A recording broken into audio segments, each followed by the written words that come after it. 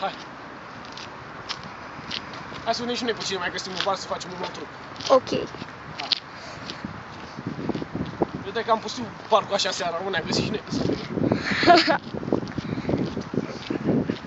Am văzut pe cineva pe bancă. Ah, da, uite, mă găsiți, Da. Hai, le facem? Ok, ha. Și așa nu avem ce să facem.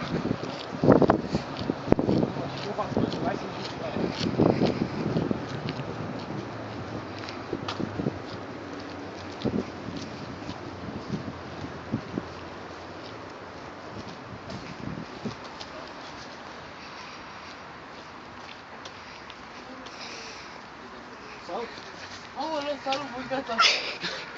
Scuzați, pot să vă arăt și eu un truc? Da, bă. Ok. Fern. Sunt. Am ăștia 4 oși, ok? Da, m-am mâncat, sunt 4 oși. Ok? Ok. Hai să vadă și camera. Asta e o cameră? Deci, uite. Da, am înțeles, mă. Așa. Deci am ăștia 4 oși, ok? Așa. Da, bă, frate meu. Te rog să-mi ții așa. Te țin, mamă. Așa. Am asul de negru. Ok?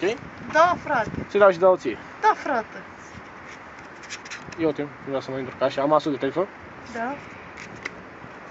Ți-l dau și dau ție, da? Tu ai asul de negru și asul de telefon. Ține Da. strâns. Țin, mamă, țin. Așa.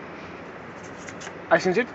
Da, m-am mâncat aș talentul tău. Ce ai simțit? Nu știu. O bubăne. Ia de ce ai? Mamă. Făcerai bubea Hai, la cur. Ia, mă. Vrei să-l arăți și tu un drum? Ok, da. Ia.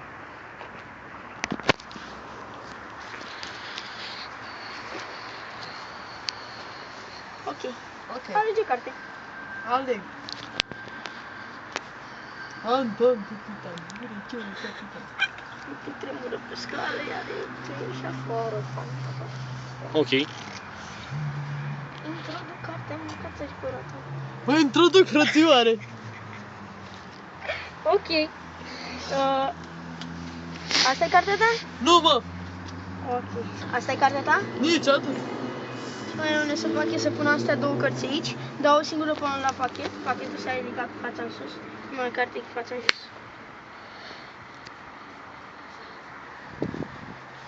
Asta e cartea ta. Mamă, ești bengă să moară mama. Așa, hai cum mai e să facem o ultimă magie. Ține și Ok. puțin. Ne filez acum, da? Iar acum, noi vom dispărea. Ala, mă, casa s-au dispărut.